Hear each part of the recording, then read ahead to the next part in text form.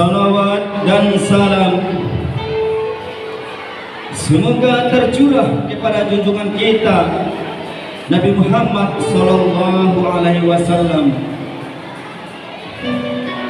Di suatu pagi Rasulullah dengan suara terbata-bata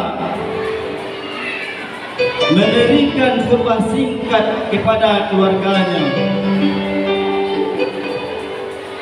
Wahai umatku, kuwariskan dua perkara yang agung kepada kalian, yaitu Al-Quran dan Sunnahku. Barang siapa yang mencintai Sunnahku berarti mencintai aku, dan kelak orang-orang mencintaiku masuk surga bersama aku. Khutbah singkat itu diakhiri dengan pandangan mata Rasulullah yang tenang menatap sahabatnya satu persatu. Abu Bakar menatap mata itu dengan berkaca-kaca. Umar radhiyallahu anhu dadanya naik turun menahan nafas dan tangisnya. Utsman menghela nafas panjang dan Ali radhiyallahu anhu menundukkan kepalanya dalam-dalam. Isyarat itu telah datang, saatnya sudah tiba. Rasulullah akan meninggalkan kita. Manusia mulia itu hampir usai menunaikan tugasnya di dunia. Saat itu matahari kian tinggi, tapi pintu rumah Rasulullah masih tertutup. Sedang di dalamnya Rasulullah sedang terbaring.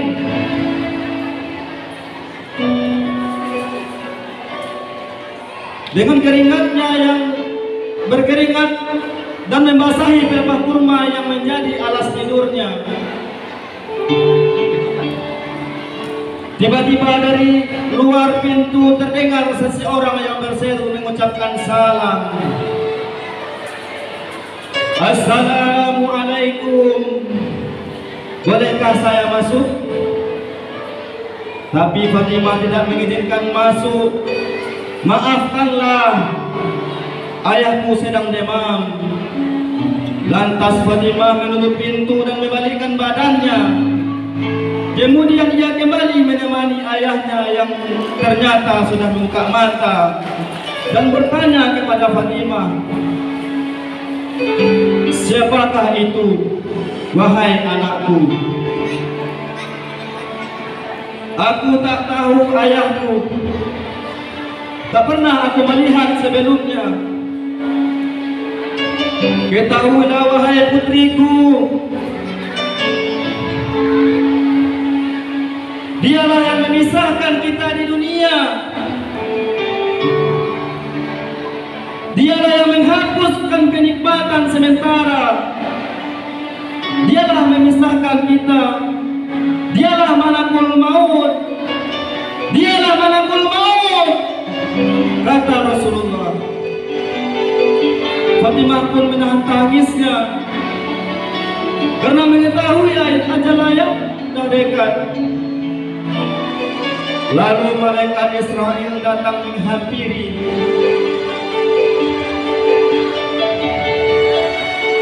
Tapi Rasulullah menanyakan, kenapa Jibril tak ikut menyertai? Kemudian dipanggillah Jibril yang sebelumnya sudah bersiap di atas langit.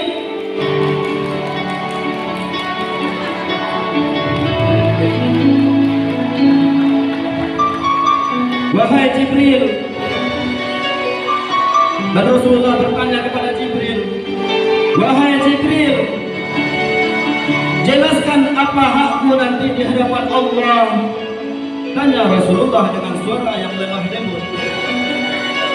Lantas malaikat Jibril mendekat dan berkata, ya Rasulullah, pintu-pintu langit telah dibuka. Para malaikat telah telah menanti kedatangan rohmu. Semua pintu surga terbuka lebar menanti kedatanganmu, wahai kekasihku. Tapi itu semua ternyata tidak membuat Rasulullah lega. Matanya masih penuh kecemasan. Lalu Jibril berkata lagi, "Engkau tidak senang mendengar kabar ini ya Rasulullah?"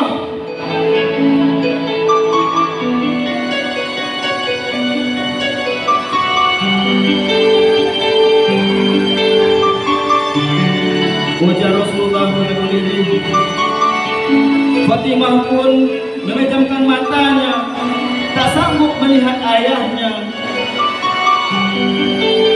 Ali yang di sampingnya menunduk semakin dalam, dan Jibril memalingkan mukanya. Rasul berkata, "Jijikkah engkau melihatku hingga kau palingkan wajahmu, wahai Jibril?" Dan Jibril menjawab, "Siapakah yang sanggup melihat kekasih Allah direnggut ajalnya ya Rasulullah?" Sebentar kemudian terdengar Rasulullah memekik karena sakit yang tak tertahankan lagi.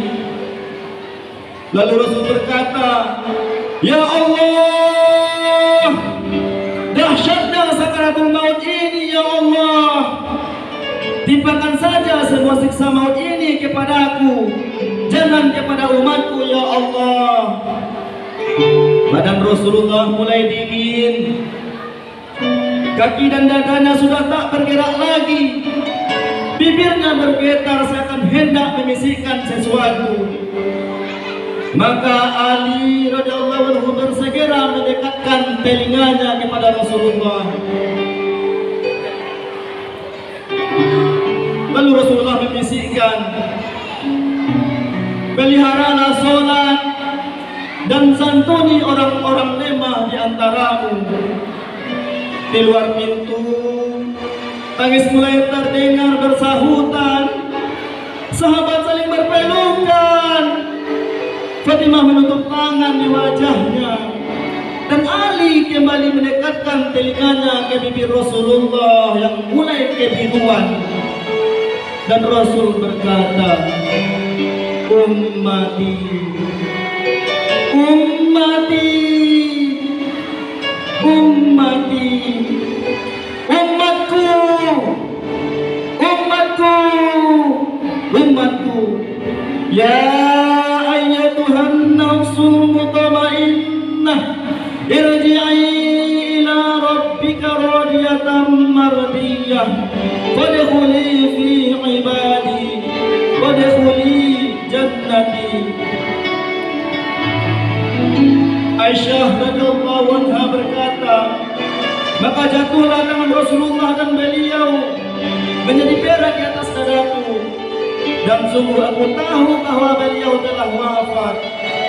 Aku tidak tahu apa yang kulakukan kecuali keluar menuju masjid. Di sana ada para sahabat dan kukatakan, "Rasulullah telah wafat, Rasulullah telah wafat, Rasulullah telah wafat." Maka mengalirlah tangisan di dalam masjid karena beratnya kabar tersebut.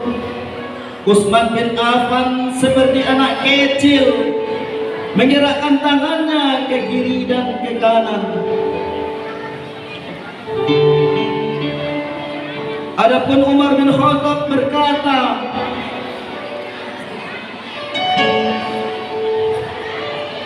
dia keluar menemui penduduk Makkah, dan dia berkata, "Jika ada seseorang yang mengatakan bahwa Rasulullah SAW telah wafat, akan kupotong kepalanya dengan pedangku." Beliau hanya pergi untuk menemui Rabb-Nya, sebagaimana Musa pergi untuk menemui Rabb-Nya. Adapun orang yang paling tegar adalah Abu Bakar. Dia masuk kepada Rasulullah dan memeluk beliau dan berkata, "Wahai sahabatku, wahai kekasihku, wahai bapakku." Kemudian dia mencium Rasulullah dan berkata, Anda mulia dalam hidup dan dalam keadaan mati. Keluarlah Abu Bakar menemui orang-orang penduduk Makkah dan berkata, barang siapa menyembah Muhammad, maka Muhammad sekarang telah wafat. Dan barang siapa yang menyembah Allah, maka sesungguhnya Allah kekal, Allah hidup, dan Allah tidak akan mati. Semua penduduk Makkah menangis sejadi-jadinya. Inna lillahi wa inna ilaihi raji'un. Telah berpulang ke rahmat Allah, manusia paling mulia, manusia yang paling kita cintai. Salawat dan salam selalu tercurah untuk Nabi tercinta Rasulullah. Allahumma sholli ala sayyidina Muhammad wa ala ali Muhammad.